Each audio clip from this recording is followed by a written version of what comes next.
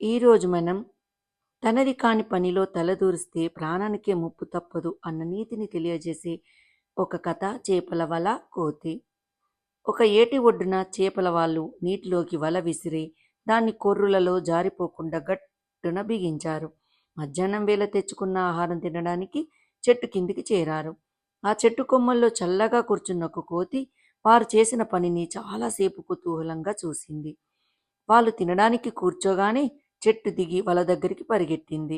ముందే కోతి, దానికి సరదా ఎక్కువ.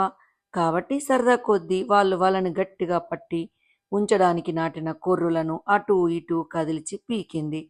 వలలో చిక్కుకొని ఉన్నాయి దాని కాళ్ళు. అంతే, వలతో పాటు కోతి కూడా ప్రవాహంలో కొట్టుకుపోవడం ప్రారంభించింది. కోతి చేష్టలంటే ఇవే మరి, అవసరం లేని పనికి దిగడం కదా. కోతికి మనిషిని చూసి అలా చేయాలని అనిపిస్తుందో ఏమో, కానీ నిజమే. కానీ తనది కాని పనిలో తలదూరిస్తే ప్రాణానికే ముప్పు తప్పదు కదా.